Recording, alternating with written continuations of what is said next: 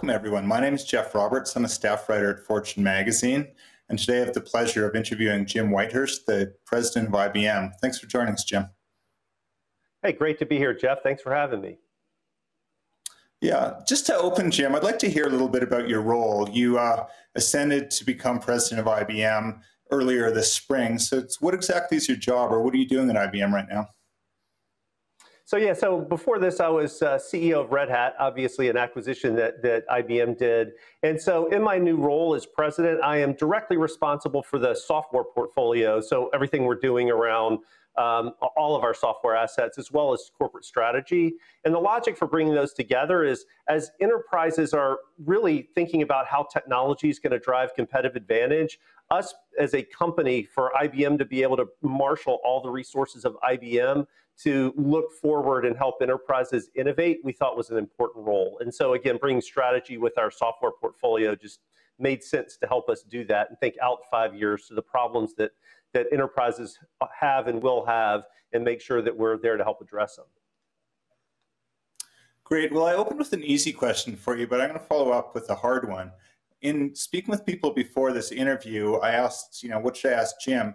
And a couple people mentioned the data breach at Capital One, of course, the big bank, and that data breach was carried out by an adversary breaching the cloud. I realized that, obviously that wasn't an IBM client. I'm not asking you to throw shade on AWS, but I think that incident encapsulates a lot of the concern about putting financial services in the cloud. So I'm hoping you can kind of describe what happened in your own words and sort of, explain how this is or isn't a cautionary tale as the financial sector tries to embrace the cloud.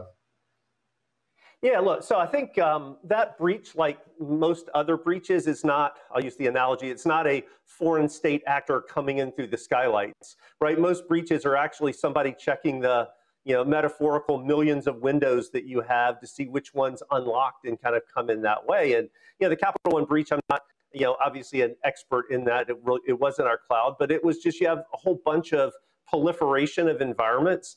There's a greater likelihood that one just happens to not be patched, or one might just happen to be misconfigured. And, that sounds small, but, based on our analysis, the average threat in financial services, or average breach in financial services, costs almost $6 million to remediate. So you're talking about real money. And so in our view, as you think about cloud, there's nothing inherently less secure necessarily about going to cloud, but you need to be really careful to have an architecture, preferably, and the thing that we're driving is a homogeneous environment. So you have kind of one environment, not hundreds or thousands, that you can better protect, that you can better analyze, and then build automation around the various aspects of configuration and security to make sure that you're not exposing millions of windows out there to people to see if they're unlocked. You have kind of one platform that you're constantly testing and updating. And so that's a critical part of thinking about how you go to cloud.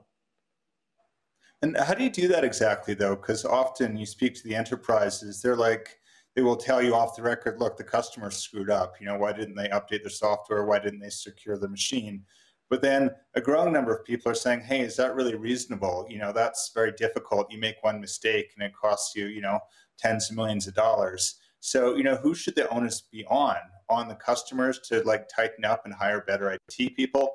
Or should these enterprises be doing more? By enterprises, I mean Amazon, Google, Azure, and I guess now IBM. So, how does IBM see who's responsible for securing this stuff?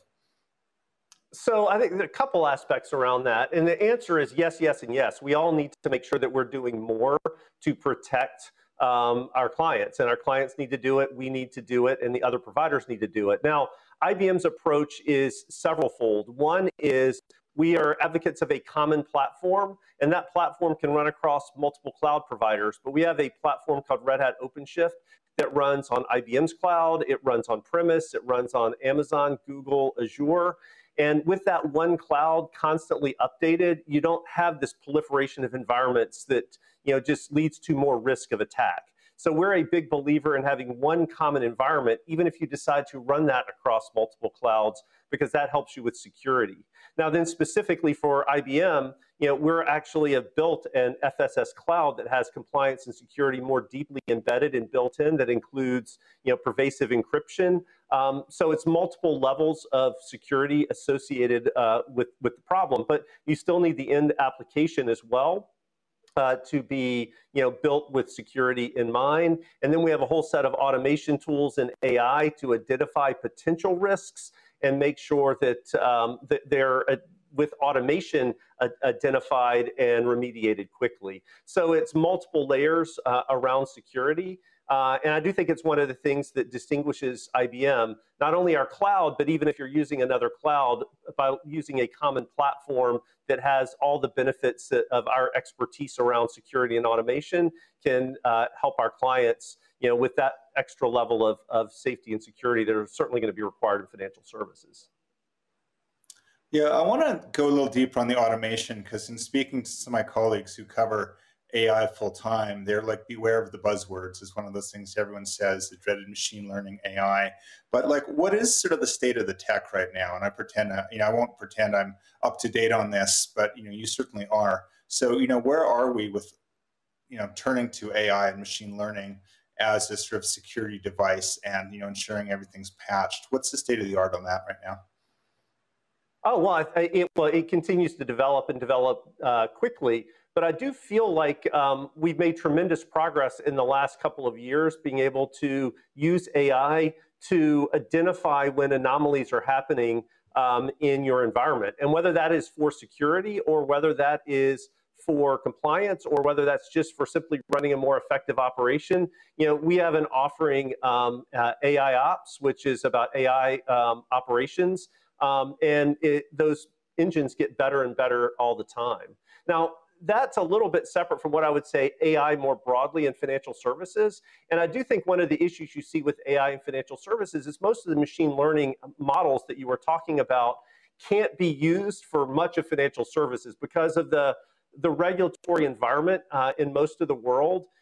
You have to have an audit trail in terms of what and how you're making decisions. And not to get too technical, but machine learning or these neural networks make a decision, but it's not auditable. So IBM's invested really hard in technologies around kind of auditable, explainable AI. We've also done a lot of work around natural language processing so we can look and understand documents. So there's certainly great machine learning algorithms out there that can help in some ways, and we're working to augment that with a set of AI that actually can be used to make decisions in a financial services context. And I do think that's a place that we are particularly differentiated versus other offerings. Yeah, you mentioned regulatory. I like that you brought that up because as somewhat of a cloud novice, my understanding of it is, you have private and public cloud, and the public cloud is more popular, but a series of regulations might oblige financial firms to store their data in a private cloud. But you're obviously up to date on this, so why don't you kind of take us through the evolution of that and where we are right now, and to what degree financial firms can turn to the public cloud? Yeah, so I'd say it's a complicated subject, but there are myriad regulations. There are several hundred specific requirements in the US. Those are similar in Canada, those somewhat different, a little different in Europe. So there are a bunch of different requirements that vary by the type of application that you're using. And so it's hard to kind of paint one specific case. But as you said, the issue in financial services, which has really until now been the leader in technology almost in every generation about applying technology, is really kind of behind in adoption of cloud because of these regulatory requirements. And again, it depends on what type of data. Is it customer specific data? Is it not? Is it analytics in terms of where it can go? But broadly, the constraints placed by the regulatory bodies, either for security reasons and protection of information, for where data can be domiciled, all the way to just where are systemic risks and what do you do if XYZ service goes down, has made it very difficult for financial services institutions to take the kind of, I'll say, the bulk of their applications and move them to the cloud. Now, what you're seeing is cloud providers are working to try to say, how do we add some of those regulations in? Obviously the furthest along is the IBM very specific FSS cloud that we've done a lot of work with a number of banks to try to take all of those regulations and build them into the cloud platform itself, so the developer doesn't need to know, all the way from the needing to know the biometrics of the people who might walk into the data center, all the way up through where and how various levels of encryption need to happen, who has the keys and therefore can read that. And so I think all the clouds are doing some work in that regard. IBM's formed a group of financial services clients getting together, and we have basically all of those regulations, at least for the major economies, built into a cloud that you can now build a containerized application and run it there. But that's taken a lot of work, a lot of years, a lot of expertise that we have working with banks for a long, long, long time to be able to do that. And so it'll continue to take time for others to try to catch up with where we are in that regard. Right. I'd like to put you and IBM on the spot for a bit here, and I promise I'll stop with the hard questions after this. But in speaking to people before the interview, a lot of, when you think of cloud, you think of AWS, you think of Azure, and then Google's there a bit, and Oracle's there a little bit. But you just don't hear about IBM in the cloud very much. So are you guys too late to really kind of build a market share here, or what's the business strategy behind what IBM is doing, and how does IBM capture this market? Yeah, so no, I think that's a great question. So if you look at where IBM is really, really, really strong, it's frankly in the past it's never been providing commodity infrastructure, right? Over time, we've exited the x86 business because that's kind of commoditized type of infrastructure. We're really, really good at specialized infrastructure and industry-specific use cases. And so, whether that is things like, using our technologies to have, pervasive encryption, so literally not even we can decrypt the data that a bank has on our cloud, to obviously the transaction processing things that we're known for in our specialized hardware. So that's kind of one set of areas where we're specialized. I think we can continue to show real leadership. And then where you're seeing us, and that's what we've talked a lot about our financial services cloud, is taking industry-specific use cases and industry-specific requirements and building those into a industry-specific cloud. So our financial services cloud is really the only place that you can run a certain set of applications today because of the regulatory requirements. And so that's an area of differentiated functionality that we can add. Now, we certainly can provide generic cloud services, but the areas where I think that you'll see IBM heavily differentiated, again, is either specialized functionality using our systems expertise and then our specific industry-oriented clouds. Because of our experience in financial services, in all aspects of financial services, we started there. And I think we have real leadership in the FSS space around cloud. Again, not necessarily the generic go put your a web app on a hyperscaler, but we start thinking about real production applications from financial services that do have either regulatory or performance requirements. We have clear leadership in that area, and we'll look at going forward not only financial services and driving that forward, but other industries that have specific needs, because that's where we're strong. We've been working, in case of banking, with the largest banks around the world for decades. We understand their business processes, the regulatory environments. We know and understand the regulators. So our ability to deliver differentiated services via our cloud or directly on-premise or across clouds with our services capability is really unmatched by anyone else. So, the point on cloud is, for a generic hyperscaler, we have a platform that runs on all the major clouds, and we think that's the best way to consume Amazon and Azure and Google. But if you have a set of specialized needs, we can uniquely do that with our offerings. That makes sense. Yeah. So it sounds like there's a lot of opportunities within building value added through financial related services. But just to step back a bit, I'd like to hear a bit about the client landscape. Financial services or financial institutions is actually a very broad term. We can think of JP Morgan, But then we have, entities like challenger banks, like Chime, and then things like Robinhood, and a lot of, startups are scaling very fast, are now touching a lot of people's money. So I'm kind of curious, are there needs sort of homogenous, or, when you're looking at the client landscape, what do you see out there? Well, no, look, I mean, you see very different needs across those different institutions. Part of it is, are they, do they have a set of regulatory absolute requirements, right? And, that makes a big, big difference just right there in terms of what do you have to do to be in business. And obviously for, traditional systemic risk type banks, that is a much higher level of requirements that, flow all the way into technology than you would have for some of the payment startups or some of the brokerages. The level of reliability even expected by clients is different. I mean, if you look at Chime, some of these others, there have been some outages that, I think, again, they're working hard, moving fast, innovating, and when you do that, you often can break things in a way that would be much more difficult for a large, kind of systemically important bank to do that. And so, yeah, those requirements are different. And so one of the things that we're driving, as I talked about a little bit with our set of technologies, is how do we put underneath the environment that a developer develops on the things you need to be able to have the right encryption, the right compliance, the right security model, but hide as much of that in the infrastructure from the developer so the developer can move as fast as they possibly can and not have to worry about, well, am I regulatorily compliant with this application? It's like, hey, no, if I put it on this platform, I know the platform is. So we're trying to break the compromise by doing that.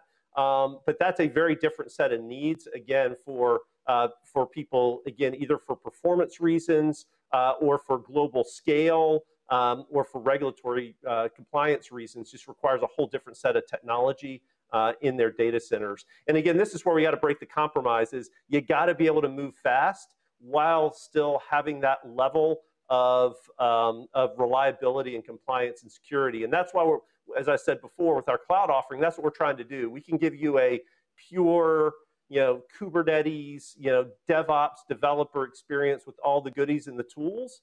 We just lay it onto a platform that has inherently in it the things you need for the compliance that you need. So that's how we're trying to enable financial services, not just to say, hey, every developer at a large bank needs to understand all the regulations. What we're saying is we can build that compliance framework once in a financial services specific cloud and then allow developers to move really fast. And that's how we're working to help clients break that kind of compromise between moving fast and ensuring that they're not taking undue risk or being non-compliant with regulatory bodies. Yeah, and speaking of those outages, there's been some high-profile ones this year. Robinhood went down for 3 or 4 days, which is the brokerage is offline for a whole day. It's a mess. And I think Chime and others relied on Galileo, for their back end, and that went down. And I'm not trying to call out companies, but I'm just trying to understand, or maybe help our viewers understand, what happens behind the scenes when you see this sort of outages? Is it simply a matter of scale and they haven't built it correctly? But why is so much stuff breaking and crashing out there? Putting your engineer hat on, what exactly is this sort of the mistake in design that allows this to happen? Well, look, and I don't want to get into details on what exactly what others are doing. I mean, they could answer that in detail. But as putting my engineer's hat on, again, there is a trade-off between speed and reliability, right? And so, you take the Facebook, motto, move fast and break things. That doesn't quite work. Depending on kind of what layer of financial services that you play in, right? If a large enterprise is unable to make payroll or currency trades can't happen, those can be really, really big, important things. And so there are multiple, kind of layers underneath that in terms of, how do you over time mature platforms, but there's also the pace and the level of testing that you put in kind of creating platforms that have the super high reliability that financial services institutions require. And so you're trying to get that balance right between moving really, really, really fast and ensuring the security, compliance, reliability. There is a bit of a trade-off there. And so we do everything we can every day to break that trade-off. So we're trying to say, how do we create a really stable platform that allows developers to move quickly, if you're trying to change the platform too often, that you can really get yourself into trouble. So there's no like perfect answer to that problem. Change always includes some risk, and it's how do you take an FSS, a financial services lens, to that problem. The analogy I would say is, I used to be in the airline industry way back. You want no one trying to innovate or experiment with the safety procedures before a flight. You want a lot of people experimenting and trying things on your website, right? So understanding the differences in requirements across the various things that you're doing. So some things are going to require, a mainframe running, pervasive encryption, et cetera, et cetera, et cetera. Other things you can say, hey, I'm going to put that on a hyperscaler and move that very, very quickly. And you just have to understand requirements and needs, which is why coming back and understanding broadly architecture that keeps you compliant where you need to be compliant and move as fast as possible is really required, especially in financial services, given the myriad requirements that exist.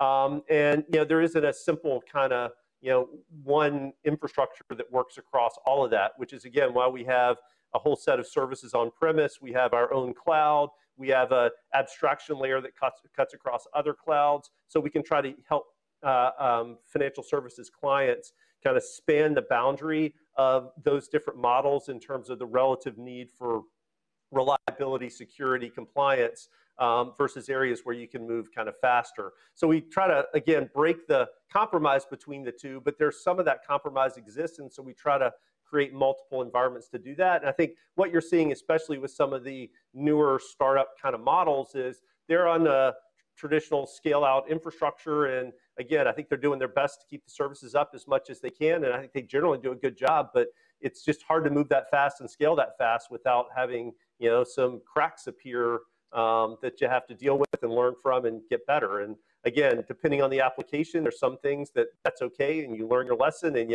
you kind of iterate. There are others where it frankly becomes pretty catastrophic for the company and or for the industry, and those you got to be much more measured in. And those are areas I think we're particularly strong at helping clients suss out and then make the right decisions and where and how to land those workloads and those kind of sources of innovation. Yeah, you spoke a lot about the trade-off between speed and reliability, and obviously that's a very big one out there. I'd like to ask you about another trade-off, especially given your background with Red Hat, and I'm referring to the trade-off between open source and proprietary software. The upside is, proprietary is you have more control over it, but most people favor open source because it's auditable, people can see it, and is often more secure. So I'm kind of curious, in your new role at IBM, the vision you bring, how much are you going to tap into your Red Hat DNA to sort of impart more of a open source first attitude at IBM, or if this is even relevant in the context of financial services?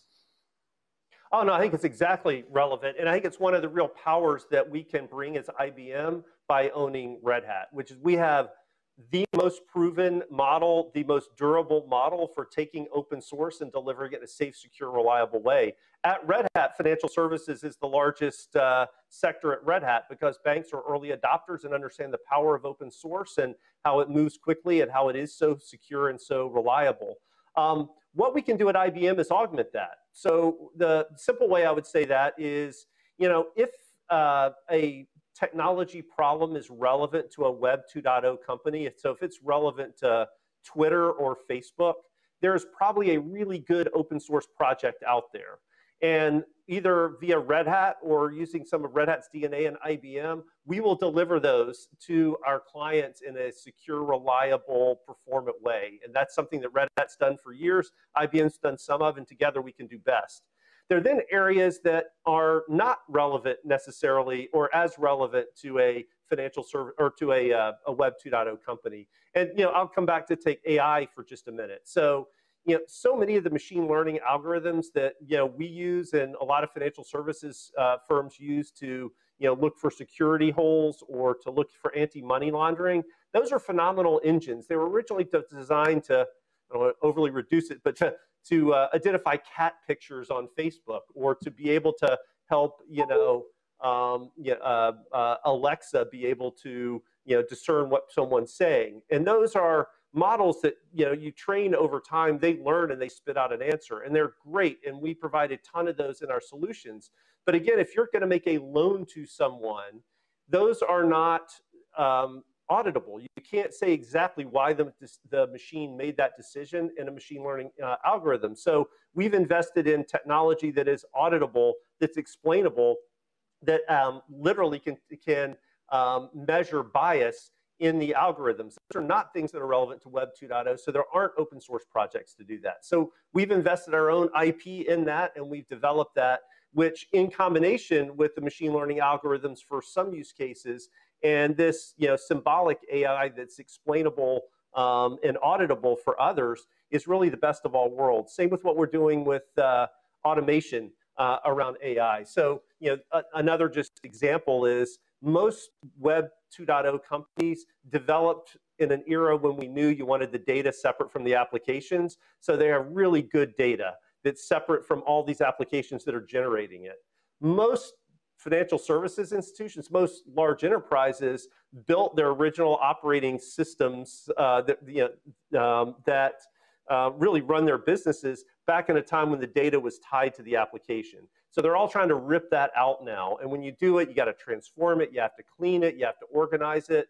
Again, those are not things that they're good open source projects to do. We've invested really heavily in a whole governance. So how do you move data? How do you make sure it has the right quality? How do you govern it over a long period of time in terms of who has access to it? So we've done all of those things, again, that aren't in open source, but augment some of the incredible tools like Hadoop and Spark and other analytic platforms that sit on top. So we really can bring the best of both worlds. We're very passionate about open source. Obviously, Red Hat is almost religious about open source, and IBM's been a massive investor for a long time in open source, and certainly buying Red Hat is a validation of that. But combined with what we can do that augments where there aren't good viable open source projects, really is the best of both worlds, and something we're really excited about.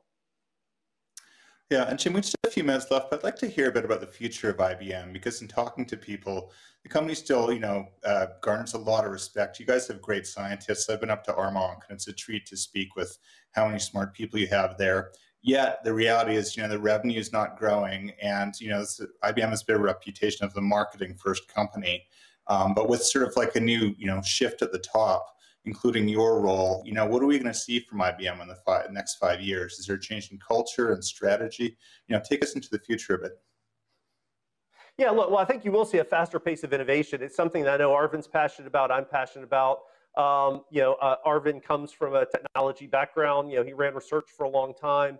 I will say, speaking for myself coming in, I am blown away at the amount of technology that we have and just the brilliance in the engineering teams and the research teams at IBM. And so a key thing that we're doing is accelerating our incubation engine to bring more of that to market. What I'm particularly excited about is quantum and the impact that quantum will have. And look, hey, that's not just a today issue. People need to be thinking about it, now. So not only are we already delivering quantum systems to do some pretty extraordinary modeling, including with a number of financial services institutions, but I think we all know that in the next 5 to 10 years, it's hard to know exactly when, that quantum computers will break traditional encryption that we use to encrypt data, passwords, et cetera. And that's not an issue we only have to worry about in 10 years when quantum computers are there, or whenever that is. State actors, can be potentially stealing data today that they can archive, that they know 10 years from now they will be able to use quantum computers to break. And so data you have today that you might not want to have broken in the future, you already need to think about quantum safe encryption and things like that we have already built in around a whole set of our offerings. So quantum is just one of myriad areas we're investing, but it's one that I think is particularly relevant for people to think now strategically about, especially related to security, but long-term about the capabilities around modeling that you can do, whether that is to detect fraud or money laundering, all the way to kind of model a whole new set of scenarios of potential offerings. The opportunities around what you can do with that level of computing capacity is extraordinary, both offensively in terms of business models, but certainly defensively as we think about security over time. Yeah, that's fascinating stuff to wrap your head around. I think quantum really is one to watch, and we need to see what IBM does on that front. So, that sounds like something we should watch, the regulatory environment and just the evolution in the cloud. We've got about 5 seconds. Anything else that's the top of your mind? Look, what I would just say is, we have spent, decades and decades deeply understanding financial services. It's by far our largest industry that we work with. I think we have deep expertise there about taking great technology, but putting that together with understanding financial services businesses, both risks and opportunities. And so we're really excited about how we can really be a partner going forward with both the financial services cloud, but all of our other sets of offerings in financial services. It's really an exciting time. Wonderful. Thanks for sharing your thoughts, Jim. Jim Whitehurst, president of IBM. I'm Jeff Roberts, Fortune. Thanks, everyone, for watching.